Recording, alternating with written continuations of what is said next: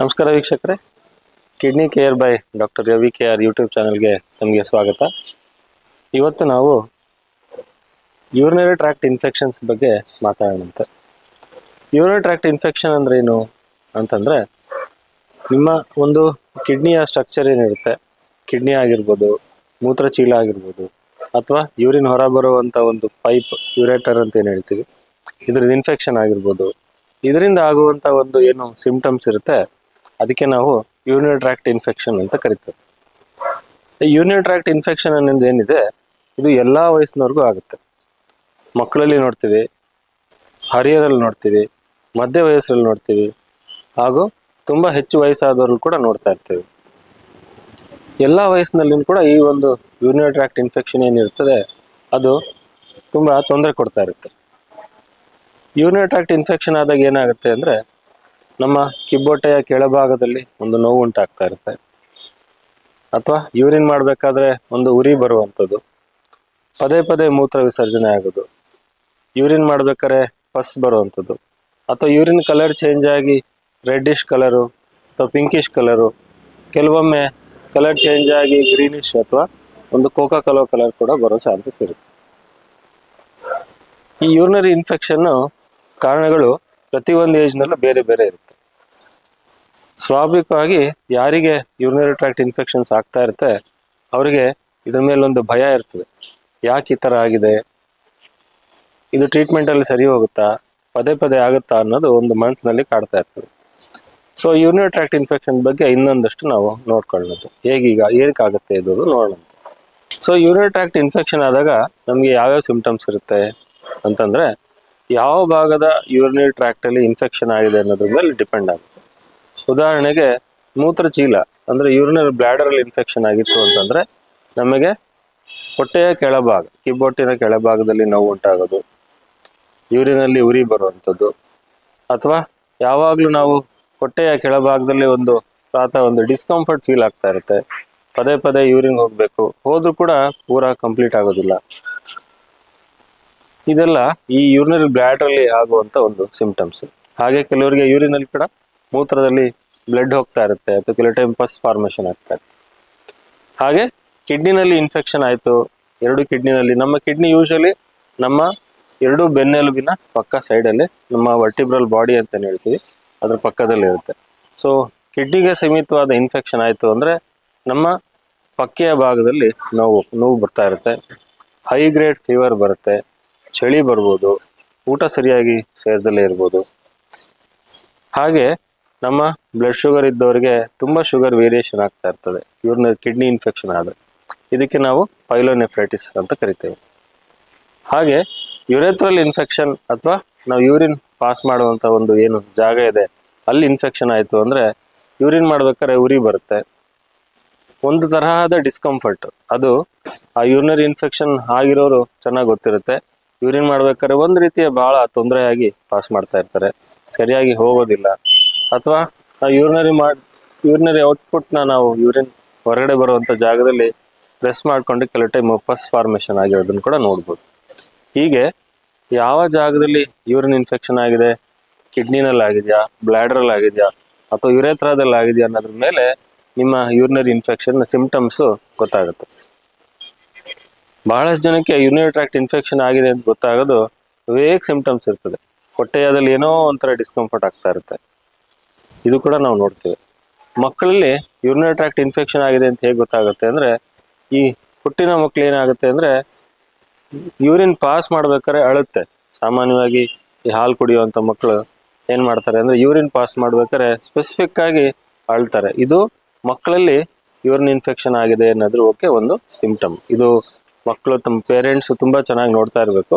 Urine ಮಾಡ್ಬೇಕಾದ್ರೆ ಮಗು ಏನಾದ್ರು ಅಳುತ್ತಾ, ಅಥವಾ ಯೂರಿನ್ ಮಾಡ್ಬೇಕಾದ್ರೆ ಈ ಸೈಡ್ನ ಪಕ್ಕೇನು ಇಟ್ಕೊಂಡು ಏನಾದ್ರು ಯೂರಿನ್ ಮಾಡ್ತಾ ಇರುತ್ತಾ ಅದ್ರ ಬಗ್ಗೆ ನೋಡ್ತಾ ಇರಬೇಕು. ಸೊ ಯೂರಿನರಿ ಇನ್ಫೆಕ್ಷನ್ ಏನಕ್ಕಾಗುತ್ತೆ ಅಂತ ನಾವು ಕೆಲವು ಕಾರಣಗಳು ನೋಡ್ತಾ ಇದ್ರೆ, ಯೂರಿನ್ ಇನ್ಫೆಕ್ಷನ್ನು ಬ್ಯಾಕ್ಟೀರಿಯಾಸಿಂದ ಆಗ್ಬೋದು, ವೈರಸ್ಸಿಂದ ಆಗ್ಬೋದು, ಅಥವಾ ಕೆಲವು ಟೈಮು ರೇರ್ ಕಾಸಸ್ಸಲ್ಲಿ ಫಂಗಸ್ಸಿಂದ ಕೂಡ ಆಗ್ಬೋದು. ಸೊ ಮೋಸ್ಟ್ ಕಾಮನ್ ಇನ್ಫೆಕ್ಷನ್ಸ್ ನಾವು ಏನು ನಮ್ಮ ಕ್ಲಿನಿಕಲ್ ಪ್ರಾಕ್ಟೀಸ್ನಲ್ಲಿ ನೋಡ್ತೀವಿ, ಅದು ಬ್ಯಾಕ್ಟೀರಿಯಾಯಿಂದ ಆಗುವಂಥ ಇನ್ಫೆಕ್ಷನ್. ಈ ಬ್ಯಾಕ್ಟೀರಿಯಾ ಏನಿರ್ತದೆ, ಅದು ನಾವು ಯೂರಿನ್ ಪಾಸ್ ಮಾಡುವಂಥ ಜಾಗಗಳಲ್ಲಿ ಅದು ಕೊಲೊನೈಸೇಷನ್ ಆಗುತ್ತೆ, ಅಲ್ಲಿ ಬ್ಯಾಕ್ಟೀರಿಯಲ್ ಗ್ರೋತ್ ಆಗುತ್ತೆ. ಬ್ಯಾಕ್ಟೀರಿಯಲ್ ಗ್ರೋತ್ ಆಗಿ ಅದು ಇನ್ಫೆಕ್ಷನ್ ಸ್ಪ್ರೆಡ್ ಆಗೋ ಚಾನ್ಸಸ್ ಇರುತ್ತೆ. ಹಾಗೆ ಕೆಲವ್ರಲ್ಲಿ ಈ ಮಕ್ಕಳಲ್ಲಿ ನಾನು ಆಗ್ಲೇ ಹೇಳಿದ ಹಾಗೆ ಕೆಲವರಿಗೆ ಯೂರಿನರಿ ಪ್ಯಾಸೇಜ್ ಅಲ್ಲಿ ಡೆವಲಪ್ಮೆಂಟ್ ಅಲ್ಲಿ ಕೆಲವರಿಗೆ ಪ್ರಾಬ್ಲಮ್ ಇರುತ್ತೆ. ಉದಾಹರಣೆಗೆ ರಿಫ್ಲೆಕ್ಸ್ ನೆಫ್ರೋಪತಿ, ಅಂದ್ರೆ ಯೂರಿನ್ ರಿವರ್ಸ್ ಹೋಗ್ತಾ ಇರುತ್ತೆ, ಅಥವಾ ಪೋಸ್ಟೀರಿಯರ್ ಯುರೇಥ್ರಲ್ ವಾಲ್ ಅಂತ ಕರಿತೀವಿ, ಅಥವಾ ಯೂರಿನರಿ ಬ್ಲಾಡರ್ ಸರಿಯಾಗಿ ಡೆವಲಪ್ ಆಗದಲ್ಲೇ ಇರ್ಬೋದು, ಅಥವಾ ಹಾರ್ಶೂ ಕಿಡ್ನಿ ಇರ್ಬೋದು, ಅಥವಾ ಈ ಕಿಡ್ನಿ ಡೆವಲಪ್ಮೆಂಟ್ ಆಗಬೇಕಾದ್ರೆ ಸರಿಯಾಗಿ ಡೆವಲಪ್ಮೆಂಟ್ ಆಗಿರೋದಿಲ್ಲ. ಈ ಮಕ್ಕಳಲ್ಲಿ ಮೋಸ್ಟ್ ಕಾಮನ್ ಇದು ಸ್ಟ್ರಕ್ಚರಲ್ ಅನಾಮಲಿ ಇರ್ತದೆ. ಹಾಗೆ ಕೆಲವರಿಗೆ ಕಿಡ್ನಿ ಸ್ಟೋನ್ ಫಾರ್ಮೇಷನ್, ಪದೇ ಪದೇ ಕಿಡ್ನಿ ಸ್ಟೋನ್ ಫಾರ್ಮೇಷನ್ ಆಗೋದು, ಯೂರಿನರಿ ಬ್ಲಾಡರ್ಲಿ ಕಿಡ್ನಿ ಸ್ಟೋನ್ ಫಾರ್ಮೇಷನ್ ಆಗೋದು, ಅಥವಾ ಯೂರಿನರಿ ಪ್ಯಾಸೇಜ್ ಅಲ್ಲಿ ಯಾವ್ದಾರ ಕಾರಣದಿಂದ ಬ್ಲಾಕ್ ಆಗಿದೆ, ಅದಕ್ಕೆ ನಾವು ಸ್ಟ್ರಿಕ್ಚರ್ ಯುರೇಥ್ರ ಅಂತ ಕರಿತೀವಿ. ಅಥವಾ ಇನ್ನು ಕೆಲವರಿಗೆ ಈ ಜೆಂಟ್ಸ್ ಅಲ್ಲಿ ಪ್ರಾಸ್ಟೇಟಿಕ್ ಇನ್ಫೆಕ್ಷನ್ಸ್ ಪದೇ ಪದೇ ಆಗಿರುತ್ತೆ, ಅದಕ್ಕೆ ನಾವು ಪ್ರಾಸ್ಟೇಟೈಟಿಸ್ ಅಂತ ಕರಿತೇವೆ. ಅಥವಾ ಈ ಲೇಡೀಸ್ ನಲ್ಲಿ ಮುಟ್ಟು ನಿಲ್ಲುವ ಟೈಮ್ ನಲ್ಲಿ ಅಥವಾ ಮುಟ್ಟು ನಿಂತಾದ್ಮೇಲೆ ಪದೇ ಪದೇ ಯೂರಿನರಿ ಇನ್ಫೆಕ್ಷನ್ಸ್ ಆಗೋದು ಕೂಡ ನಾವು ಕಾಮನ್ ಆಗಿ ನೋಡ್ತೀವಿ. ಸೊ ಬೇರೆ ಬೇರೆ ಏಜ್ ಅಲ್ಲಿ ಯೂರಿನರಿ ಇನ್ಫೆಕ್ಷನ್ ಆಗುವಂತ ಕಾರಣಗಳು ಬೇರೆ ಬೇರೆ ಇರ್ತದೆ. ಸೊ ಎಲ್ಲರಿಗೂ ಯೂರಿನರಿ ಇನ್ಫೆಕ್ಷನ್ ಆಗುತ್ತಾ ಅನ್ನೋದು ನೋಡ್ಬೇಕು. ಸೊ ಯೂರಿನರಿ ಇನ್ಫೆಕ್ಷನ್ ಆಗಬೇಕು ಅಂತಂದ್ರೆ ರಿಸ್ಕ್ ಫ್ಯಾಕ್ಟರ್ಸ್ ಏನು ಅಂತಂದ್ರೆ ಮೋಸ್ಟ್ ಕಾಮನ್ ಆಗಿ ಅದು ನಿಮ್ಮ ಲೈಫ್ ಸ್ಟೈಲ್ ಮೇಲೆ ಅವಲಂಬಿತವಾಗಿರ್ತದೆ. ಯಾರು ಸರಿಯಾಗಿ ನೀರು ಕುಡಿಯೋದಿಲ್ಲ, ಅಥವಾ ಯೂರಿನ್ ಮಾಡಬೇಕು ಅಂತ ಅನ್ನಿಸಿದಾಗ ಅದನ್ನ ಬೇರೆ ಕಾರಣಗಳಿಂದ ಪೋಸ್ಟ್ಪೋನ್ ಮಾಡೋದು, ಪದೇ ಪದೇ ಯೂರಿನ್ ಮಾಡೋದನ್ನ ಪೋಸ್ಟ್ಪೋನ್ ಮಾಡೋದು, ಅಥವಾ ಯಾರಿಗೆ ಶುಗರ್ಸ್ ಕಂಟ್ರೋಲ್ ಇರೋದಿಲ್ಲ, ಅಥವಾ ಯಾರಿಗೆ ಈ ಪ್ರಾಸ್ಟೇಟಿಕ್ ಪ್ರಾಬ್ಲಮ್, ಜೆಂಟ್ಸ್ ಅಲ್ಲಿ ಯೂಶಲಿ ಪ್ರಾಸ್ಟೇಟಿಕ್ ಪ್ರಾಬ್ಲಮ್ ಇರುತ್ತೆ, ಅಥವಾ ಯಾರಿಗೆ ಈ ಕಿಡ್ನಿ ಸ್ಟೋನು ಫಾರ್ಮೇಷನ್ ಆಗಿರುತ್ತೆ ಅದನ್ನ ಸರಿಯಾಗಿ ಟ್ರೀಟ್ಮೆಂಟ್ ತಗೊಂಡಿರೋದಿಲ್ಲ. ಆಮೇಲೆ ಈ menopausal ladies usually during menopause ಅಥವಾ ಆಫ್ಟರ್ ಮೆನೋಪಾಸ್ ಯೂರಿನರಿ ಇನ್ಫೆಕ್ಷನ್ ತುಂಬಾ ಕಾಮನ್ ಆಗಿ ನೋಡ್ತಾ ಇರ್ತೇವೆ. ಇನ್ನೊಂದು ಮುಖ್ಯ ಕಾರಣ ಇನ್ಫೆಕ್ಷನ್ ಆಗ್ಲಿಕ್ಕೆ ಅಂದ್ರೆ ಅನ್ಟ್ರೀಟೆಡ್ ಯೂರಿನರಿ ಇನ್ಫೆಕ್ಷನ್. ಅಂದ್ರೆ ನೀವು ಸೆಕ್ಷುವಲ್ ಇಂಟರ್ಕೋರ್ಸ್ ಮಾಡ್ಬೇಕಾದ್ರೆ ನಿಮ್ಮ ಪಾರ್ಟ್ನರ್ ಇಂದ ಇನ್ಫೆಕ್ಷನ್ ಕೆಲವು ಟೈಮ್ ಬರೋ ಚಾನ್ಸಸ್ ಇರ್ತದೆ. ಅಥವಾ ಲೇಡೀಸ್ ನಲ್ಲಿ ಹೈಜೀನ್ ಸರಿಯಾಗಿಲ್ಲ, ಅವರು ಮೆನ್ಸ್ಟ್ರಲ್ ಟೈಮ್ ನಲ್ಲಿ ಆ ಟ್ಯಾಂಪೂನ್ಸ್ ನ ಸರಿಯಾಗಿ ಯೂಸ್ ಮಾಡ್ತಿಲ್ಲ, ಅದ್ರಲ್ಲಿ ಇನ್ಫೆಕ್ಷನ್ ಆಗೋ ಚಾನ್ಸಸ್ ತುಂಬಾ ಜಾಸ್ತಿ ಇತ್ತು. ಸೊ ಏನಾಗುತ್ತೆ ಯೂರಿನರಿ ಇನ್ಫೆಕ್ಷನ್ ಆದಾಗ, ಅದಕ್ಕೆ ಸರಿಯಾಗಿ ಟ್ರೀಟ್ಮೆಂಟ್ ತಗೊಳ್ಳಿಲ್ಲ ಅಂದ್ರೆ ಏನಾಗ್ಬೋದು ಅಂತಂದ್ರೆ, ಈ ಯೂರಿನರಿ ಇನ್ಫೆಕ್ಷನ್ ಅನ್ನೋದು ಒಂದು ಇನ್ಕೆಪಾಸಿಟೇಟಿಂಗ್ ಡಿಸೀಸ್. ಬಹಳಷ್ಟು ಜನಕ್ಕೆ ಯೂರಿನರಿ ಇನ್ಫೆಕ್ಷನ್ ಆದ್ರೆ ತಮ್ಮ ರೆಗ್ಯುಲರ್ ಆಕ್ಟಿವಿಟೀಸ್ ಮಾಡ್ಲಿಕ್ಕೆ ಸಾಧ್ಯ ಆಗೋದಿಲ್ಲ, ಕೆಲಸ ಮಾಡ್ಲಿಕ್ಕೆ ಆಗೋದಿಲ್ಲ, ತಮ್ಮ ದೈನಂದಿನ ಚಟುವಟಿಕೆಗಳು ಮಾಡ್ಲಿಕ್ಕೆ ಸಾಧ್ಯ ಆಗೋದಿಲ್ಲ.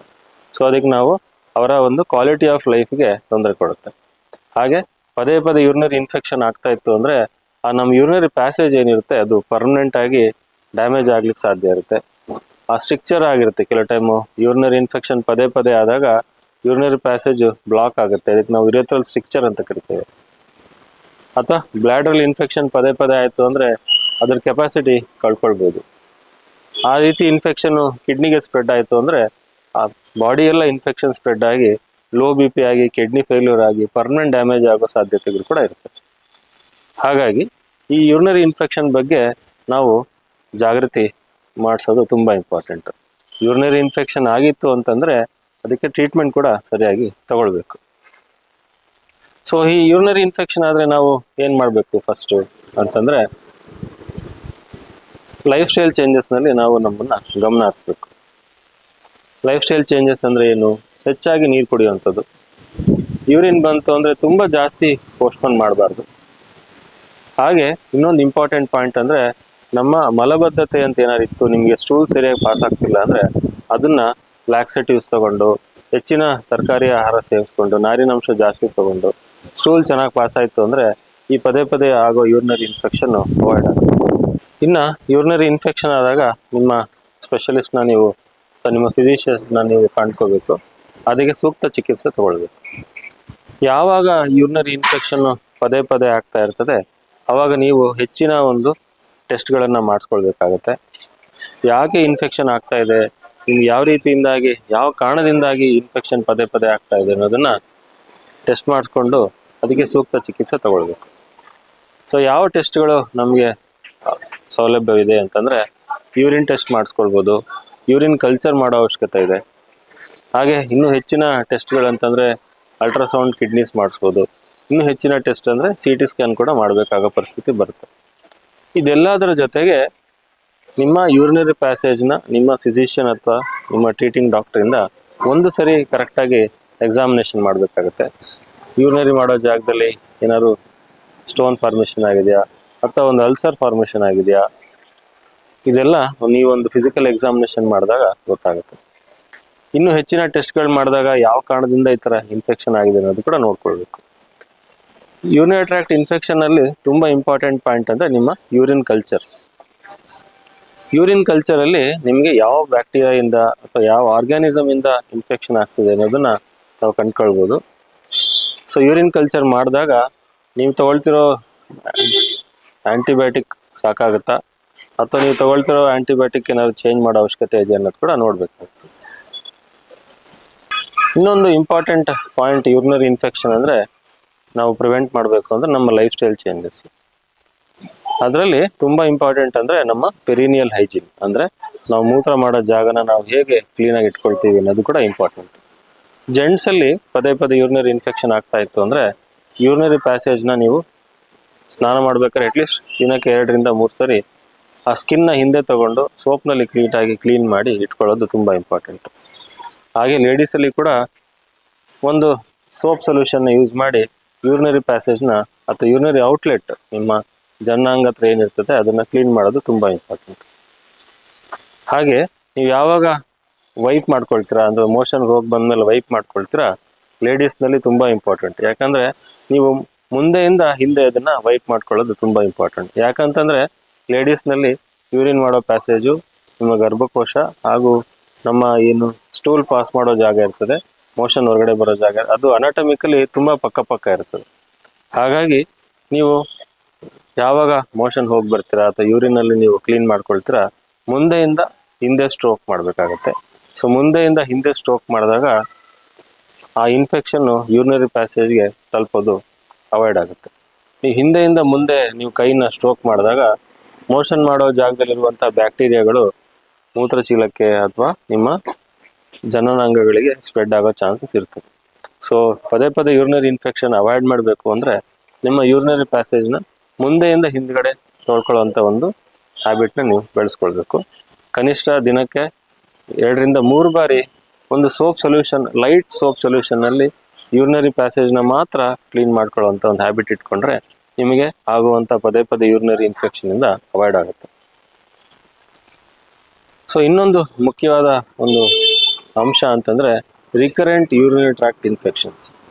ಏನಪ್ಪ ಇದು ರಿಕರೆಂಟ್ ಯೂರಿನರಿ ಟ್ರ್ಯಾಕ್ಟ್ ಇನ್ಫೆಕ್ಷನ್ ಅಂತಂದರೆ, ಬಹಳಷ್ಟು ಜನಕ್ಕೆ ಯೂರಿನರಿ ಇನ್ಫೆಕ್ಷನ್ ಪದೇ ಪದೇ ಆಗ್ತಾ ಇರ್ತದೆ. 6 ತಿಂಗಳಲ್ಲಿ 2 ರಿಂದ ಹೆಚ್ಚು ಬಾರಿ ಅಥವಾ 1 ವರ್ಷದಲ್ಲಿ 3 ರಿಂದ ಹೆಚ್ಚು ಬಾರಿ ಇನ್ಫೆಕ್ಷನ್ ನಮಗೆ ಆಯಿತು ಅಂದರೆ ಅದಕ್ಕೆ ನಾವು ರಿಕರೆಂಟ್ ಯೂರಿನರಿ ಟ್ರ್ಯಾಕ್ಟ್ ಇನ್ಫೆಕ್ಷನ್ ಅಂತ ಕರಿತೇವೆ.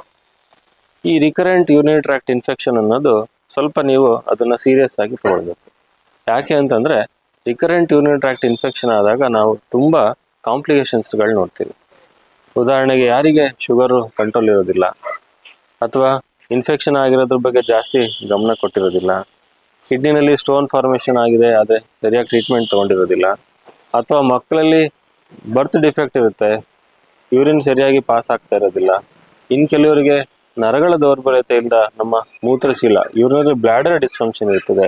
ಇವರೆಲ್ಲರೂ ಈ ರಿಕರೆಂಟ್ ಯೂರಿನರಿ ಟ್ರ್ಯಾಕ್ಟ್ ಇನ್ಫೆಕ್ಷನ್ ಬರಲಿಕ್ಕೆ most important reason. Recurrent urinary tract infection ಆದಾಗ ಇದು ಒಳ್ಳೆಯ ಟ್ರೀಟ್ಮೆಂಟ್ ತಗೊಳ್ಳೋದ್ರಿಂದ ಚೆನ್ನಾಗಿ ನೀವು ಕಂಟ್ರೋಲ್ ಮಾಡ್ಕೊಳ್ಬೋದು. ನೋಡೋದಲ್ಲ ವೀಕ್ಷಕರೇ, ಯೂರಿನರಿ ಟ್ರ್ಯಾಕ್ಟ್ ಇನ್ಫೆಕ್ಷನ್ ಅನ್ನೋದು ಏನಿದೆ ಇದು ತುಂಬ ಕಾಮನ್ ಪ್ರಾಬ್ಲಮ್ಮು. ಆದರೆ ಅದಕ್ಕೆ ಕಾರಣ ಏನಾಗಿದೆ, ಯಾಕೆ ನಮಗೆ ಯೂರಿನರಿ ಇನ್ಫೆಕ್ಷನ್ ಆಗಿದೆ, ನಮ್ಮ ಲೈಫ್ ಸ್ಟೈಲ್ ಚೇಂಜಸ್ ಇಂದ ಆಗಿದೆಯಾ ಅಥವಾ ನಾವು ತಗೊಳ್ಳೋ ಆ್ಯಂಟಿಬಯೋಟಿಕ್ ಸಾಕಾಗ್ತಿಲ್ಲ ಅನ್ನೋದನ್ನು ನಾವು ನಮ್ಮ ವೈದ್ಯರೊಂದಿಗೆ ಚರ್ಚೆ ಮಾಡಿ ಅದಕ್ಕೆ ಸೂಕ್ತ ಚಿಕಿತ್ಸೆಯನ್ನು ತಗೊಳ್ಳೋದ್ರಿಂದ ನಿಮ್ಮ ಯೂರಿನರಿ ಟ್ರ್ಯಾಕ್ಟ್ ಇನ್ಫೆಕ್ಷನ್ ನೀವು ಕ್ಲೀನ್ ಮಾಡ್ಕೊಳ್ತೀವಿ. ಹಾಗೆ ಯಾರಿಗೆ ರಿಕರೆಂಟ್ ಯೂರಿನರಿ ಟ್ರ್ಯಾಕ್ಟ್ ಇನ್ಫೆಕ್ಷನ್ ಇರುತ್ತೆ ಅವರಿಗೆ ಇನ್ನೂ ಹೆಚ್ಚಿನ ಒಂದು ಚೆಕಪ್ಪು ಮತ್ತು ಎಕ್ಸಾಮಿನೇಷನ್ ಅವಶ್ಯಕತೆ ಇರುತ್ತೆ. ನಿಮ್ಮ ಕಿಡ್ನಿ ತಜ್ಞರು, ನೆಫ್ರಾಲಜಿಸ್ಟ್ನ ನೀವು ಭೇಟಿಯಾದರೆ ಯಾವ ಕಾರಣದಿಂದ ಈ ಯೂರಿನರಿ ಇನ್ಫೆಕ್ಷನ್ ನಿಮಗೆ ಪದೇ ಪದೇ ಆಗ್ತಿದೆ, ಅದಕ್ಕೆ ಒಂದು ಸೂಕ್ತ ಚಿಕಿತ್ಸೆ ಯಾವ ಸೌಲಭ್ಯ ಇದೆ ಅನ್ನೋದನ್ನು ಡಿಸ್ಕಸ್ ಮಾಡಿ ನೀವು ಮೆಡಿಸಿನ್ಸ್ ತಗೊಳ್ಬೋದು. So recurrent urinary tract infection ಇದ್ದವರಿಗೆ ಸ್ವಲ್ಪ ಲಾಂಗ್ ಡ್ಯೂರೇಷನ್ ನಾವು ಆ್ಯಂಟಿಬಯೋಟಿಕ್ ಕೋರ್ಸ್ ಕೊಡಬೇಕಾಗತ್ತೆ. ಸೊ ಯೂರಿನ್ ಕಲ್ಚರ್ ಮಾಡಿ ನಿಮಗೆ ಯಾವ ಬ್ಯಾಕ್ಟೀರಿಯಾದಿಂದ ಇನ್ಫೆಕ್ಷನ್ ಆಗ್ತಿದೆ, ಆ ಯಾವ ಆಂಟಿಬಯೋಟಿಕ್ಗೆ ಅದು ಸೆನ್ಸಿಟಿವಿಟಿ ಇದೆ ಅಂತ ನೋಡಿ ಸೂಕ್ತ ಚಿಕಿತ್ಸೆ ತಗೊಳ್ಳೋದ್ರಿಂದ ನಿಮ್ಮನ್ನು ನೀವು ಕಾಪಾಡ್ಕೊಳ್ಳಿ. ನಮಸ್ಕಾರ.